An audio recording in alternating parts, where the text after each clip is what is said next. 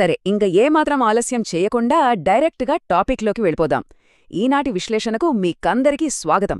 చూడండి, direct selling ఫీల్డ్లో success కొట్టాలంటే ఊరికే మోటివేషన్ ఉంటే సరిపోదు బాస్.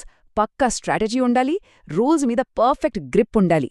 ఒక కోచ్గా నా గోలేంటంటే మిమ్మల్ని ఫీల్డ్లోకి పంపే ముందు సేల్స్ ఎలా క్లోజ్ చేయాలి, అదే సమయంలో లీగల్ రూల్స్కి ఎలా కట్టుబడి ఉండాలి అనేది నేర్పించడం.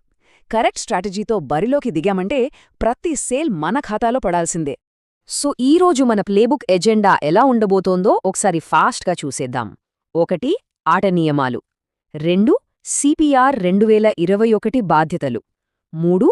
Free game strategy. 4. On the field. ఇంకా 5. The winning place. అంటే చట్టపరమైన లిమిట్స్ దగ్గర్నుంచి ఒక పర్ఫెక్ట్ సేల్ ఎలా క్లోజ్ చెయ్యాలనేదాకా మన జర్నీ ఉంటుందన్నమాట. ఓకే, ఇక మన మొదటి సెక్షన్ ఆట నియమాలు. అంటే చట్టబద్ధమైన వ్యాపారానికి అక్రమ స్కీమ్లకు మధ్య ఉన్న ఫైట్. ఫీల్డ్లోకి అడుగుపెట్టే ముందు ప్రతి ఒక్కరూ తమని తాము అడగాల్సిన ఒక బేసిక్ కానీ చాలా ఇంపార్టెంట్ క్వశ్చన్ ఒకటుంది. చట్టబద్ధమైన డైరెక్ట్ సెల్లింగ్కి, ఇల్లీగల్గా జరిగే మోసానికి మధ్య అసలు తేడా ఏంటి? ఈ క్లారిటీ లేకుండా మనం ఒక్క అడుగు కూడా ముందుకు వెయ్యలేము, అవునా? ఇక్కడ మీకు ఆ తేడా ఏంటో చాలా స్పష్టంగా కనిపిస్తోంది కదా. నిజమైన డైరెక్ట్ సెల్లింగ్ అనేది క్వాలిటీ ఉన్న ప్రోడక్ట్స్ని అమ్మడం మీద డిపెండ్ అయి ఉంటుంది. ఇందులో ఐడి కార్డ్స్ వెరిఫై అయి ఉంటాయి అండ్ మోస్ట్ ఇంపార్టెంట్లీ జాయిన్ అవ్వడానికి ఎలాంటి ఎంట్రీ ఫీజులు అస్సలు ఉండవు. ఇంకోవైపు చూస్తే ఈ పిరమిడ్ స్కీమ్స్ లేదా మనీ సర్క్యులేషన్ స్కీమ్స్ ఉంటాయి కదా, అవి జస్ట్ డబ్బుని ఒకరి దగ్గర్నుంచి ఇంకొకరికి తిప్పుతాయి అంతే. ఎంట్రీ ఫీజుల పేరుతో వసూలు చేస్తారు. ఇలాంటి వాటిని మన గవర్నమెంట్ కంప్లీట్గా బ్యాన్ చేసింది. ఈ డిఫరెన్స్ని మనం ఎప్పటికీ ఎట్టి పరిస్థితుల్లోనూ మర్చిపోకూడదు. రైట్, ఇప్పుడు సెక్షన్ 2లోకి వెళ్దాం. అవేంటంటే కన్జ్యూమర్ ప్రొటెక్షన్ రూల్స్ 2021. అంటే ఒక సెల్లర్గా మనకున్న చట్టపరమైన బాధ్యతలు. ఇందులో మనం గుర్తుపెట్టుకోవాల్సిన అత్యంత కీలకమైన పాయింట్ పారదర్శకత. ప్రతి రీప్రెజెంటేటివ్కి కంపెనీతో వ్రాతపూర్వంగా ఒక అగ్రిమెంట్ ముందుగానే ఉండాలి. అండ్ మన అందరికీ వెరిఫైడ్ ఐడి, కరెక్ట్ అడ్రస్ ఉండటం మస్ట్. ప్రోడక్ట్స్ గురించి లేనిపోని ఫేక్ ప్రామిసెస్ అస్సలు చెయ్యకూడదు. అలాగే మన కస్టమర్ల పర్సనల్ డేటాని ప్రొటెక్ట్ చేయాల్సిన బాధ్యత మనదే కదా. ఒకవేళ ఏమైనా ఇష్యూ వస్తే వెంటనే సాల్వ్ చేయడానికి ఒక గ్రీవియన్స్ సిస్టమ్ తప్పకుండా ఉండాలి. ఇవి జస్ట్ ఎవరో రాసిన గైడ్లైన్స్ కాదు బాస్, మనం పక్కాగా ఫాలో అవ్వాల్సిన స్ట్రిక్ట్ రూల్స్ ఇవి. సరే, ఇక మనం 3వ సెక్షన్కి వద్దాం. అది free game strategy. Targeting, timing, ఇంకా ప్రాస్పెక్టింగ్. మనం అనుకున్న సేల్ సక్సెస్ కావాలంటే ఈ 4 స్టెప్స్ చాలా అంటే చాలా కీలకం. మొదటిది ప్రాస్పెక్టింగ్.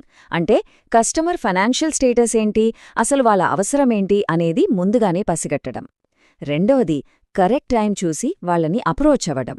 మూడవది వాళ్ళ ప్రాబ్లంకి ఎగ్జాక్ట్గా సెట్ అయ్యే ప్రోడక్ట్ని మాత్రమే చూపించడం. అండ్ నాలుగవది, నిజం చెప్పాలంటే ఇదే అత్యంత ముఖ్యమైనది, అదేంటంటే ఎప్పుడు మాట్లాడటం ఆపేయాలో తెలుసుకోవడం. అసలు ఈ టార్గెటింగ్ ఎందుకంత ఇంపార్టెంట్ అంటారా? ఇక్కడ చూడండి, మారుతి అయినా బెంజ్ అయినా వాళ్ల కస్టమర్లెవరో వాళ్ళకి ఫుల్ క్లారిటీ ఉంటుంది. మన టార్గెట్ ఆడియన్స్ ఎవరు అనే క్లారిటీ మనక్కూడా ఉండాలి కదా. సింపుల్ లాజిక్ ఆలోచించండి. బరువు తగ్గించే ప్రోడక్ట్ని తీసుకెళ్లి సన్నగా ఉన్నవాళ్లకి అమ్మలేము. అలాగే ఒక 15 ఏళ్ల హెల్తీ కుర్రాడికి డయాబెటిక్ ప్రోడక్ట్ గురించి గంటలు గంటలు చెప్తే అది ఇద్దరి టైం వేస్ట్ చేయడమే అవుతుంది. కస్టమర్ నీడ్కి మన ప్రోడక్ట్ సింక్ అయినప్పుడే ఆ సేల్ పర్ఫెక్ట్గా క్లోజ్ అవుతుంది. ఇక 4th section on the field. కస్టమర్లు చెప్పే అబ్జెక్షన్స్ని, వాళ్ల డౌట్స్ని ఎలా హ్యాండిల్ చేయాలి? మన ప్రోడక్ట్ పిచ్ ఎలా ఉండాలో ఈ టెక్నిక్ చాలా అద్భుతంగా వివరిస్తుంది. అదేంటంటే FAB technique. Features, advantages and benefits. మనమేదో ప్రోడక్ట్ ఫీచర్స్ గురించి బట్టి పట్టినట్లు కాకుండా అది కస్టమర్ డైలీ లైఫ్ని ఎంత ఈజీ చేస్తుంది, వాళ్ళకి ఎలాంటి వాల్యూ ఇస్తుంది అనేది క్లియర్గా ఎక్స్ప్లెయిన్ చేయాలి. మనం ఈ స్ట్రక్చర్ ఫాలో అయ్యామంటే కస్టమర్కున్న డౌట్స్ అన్నీ ఎగిరిపోతాయి. వాళ్లకి మన ప్రోడక్ట్ మీద ఇంట్రెస్ట్ కూడా ఆటోమేటిక్గా పెరుగుతుంది. దీంతోపాటుగా మరో సూపర్ వ్యూహం ఉంది, అదే స్పిన్ సెల్లింగ్. ఇందులో మ్యాజిక్ ఏంటంటే మనం మాట్లాడటం కన్నా ఎదుటివాళ్లు చెప్పేది ఎక్కువగా వినాలి. Situation, problem, implication, need pay of.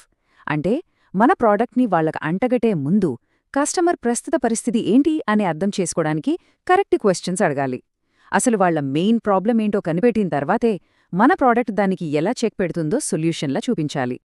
ఫైనల్గా సెక్షన్ 5 ద విన్నింగ్ ప్లేస్. ఒక సేల్ని సక్సెస్ఫుల్గా క్లోజ్ చేయడానికి ఎక్స్పర్ట్స్ వాడే 5 అద్భుతమైన స్ట్రాటజీలు. టాప్ డైరెక్ట్ సెల్లింగ్ కోచ్లు రికమెండ్ చేసే ఆ 5 మాస్టర్ స్ట్రాటజీస్ ఇవే. ఫస్ట్ది అన్షేకబుల్ కాన్ఫిడెన్స్. సెకండ్ది కరెక్ట్ ఆడియన్స్ని టార్గెట్ చేయడం. థర్డ్ది ఏ టైంలో మాట్లాడాలో కరెక్ట్గా తెలుసుకోవడం. ఫోర్త్ది ఏం మాట్లాడాలో పక్కాగా ప్లాన్ చేసుకోవడం. ఇక లాస్ట్ది అత్యంత సెన్సిటివ్ పాయింట్, ఏ మాటలు అస్సలు మాట్లాడకూడదో కంట్రోల్ చేసుకోవడం. ఈ 5ంటిని మనం మైదానంలో దిగాక పర్ఫెక్ట్గా అప్లై చేయాల్సిందే. అసలు ఈ స్ట్రాటజీలన్నీ అంత పర్ఫెక్ట్గా ఫాలో అవ్వాలి అనిపిస్తోందా? ఒక నార్మల్ ట్రెడిషనల్ బిజినెస్లో ప్రాఫిట్ మార్జిన్ ఎంతో తెలుసా? మహా అయితే ఒక 2 నుండి 10% ఉంటుంది. కానీ మన డైరెక్ట్ సెల్లింగ్ ఇండస్ట్రీలో సగటు లాభాల మార్జిన్ ఏకంగా 20 నుండి 30% వరకు ఉంటుందని స్టాటిస్టిక్స్ చెప్తున్నాయి. మనం కనుక స్ట్రాటజీని కరెక్ట్గా ఎగ్జిక్యూట్ చేస్తే వచ్చే రిటర్న్స్ నెక్స్ట్ లెవెల్లో ఉంటాయి. మన టీంకి ఇంతకంటే పెద్ద మోటివేషన్ ఇంకేం కావాలి చెప్పండి. ఇప్పుడు ఇందులో చాలా ఇంట్రెస్టింగ్ విషయం ఏంటంటే, ఈ కాన్ఫిడెన్స్ అనేది గాల్లోంచి రాదు. అది మనం ప్రెజెంట్ చేసే ప్రోడక్ట్ మీద మనకున్న కంప్లీట్ నాలెడ్జ్ నుండి వస్తుంది. బిజినెస్ ఏదైనా సరే లేనిపోని ఫేక్ ప్రామిసెస్ చేస్తే అది ఎప్పటికీ నిలబడదు. ప్రోడక్ట్లో ఉన్న రియల్ ఫ్యాక్ట్స్ని మనం ధైర్యంగా, జెన్యూన్గా చెప్పినప్పుడే కస్టమర్కి మన మీద ట్రస్ట్ బిల్డ్ అవుతుంది. అప్పుడే సేల్ పక్కాగా క్లోజ్ అవుతుంది. ఇక టైమింగ్ విషయానికొస్తే సింపుల్గా కూరగాయలమ్మే వ్యక్తిని ఊహించుకోండి.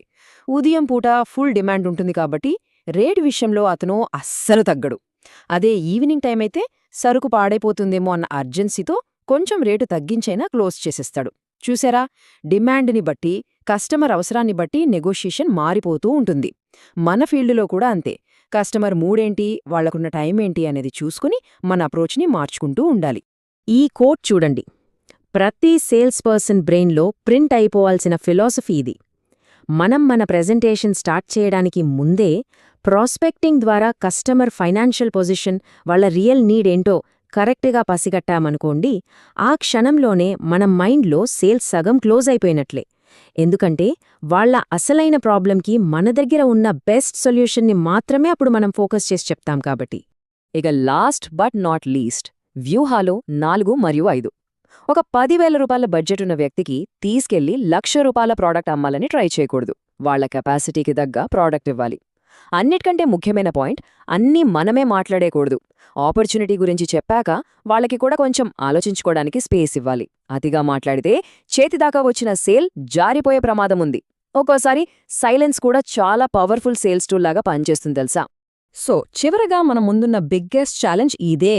చట్టపరమైన రూల్స్ అన్నిటినీ పక్కాగా ఫాలో అవుతూ, ఇల్లీగల్ స్కీమ్స్కి ఆమడ దూరంలో ఉంటూ, కస్టమర్ నిజమైన అవసరాలను క్యాచ్ చేసి, ఈ 5 పవర్ఫుల్ వ్యూహాలతో ఆ పర్ఫెక్ట్ క్లోజ్ని ఎగ్జిక్యూట్ చేసే సత్తా మన టీంకి ఉందా? అబ్సల్యూట్లీ ఉంది. ఇంకెందుకు ఆలస్యం, ఈ స్ట్రాటజీల్ని ఫీల్డ్లోకి తీసుకెళ్లండి, సూపర్బ్ రిజల్ట్స్ని సాధించండి. ఈనాటి విశ్లేషణలో నేర్చుకున్న విషయాలతో మన వ్యూహాలకు మరింత పదును పెట్టి మార్కెట్లోకి దూసుకెళ్దాం. Team, all the very best.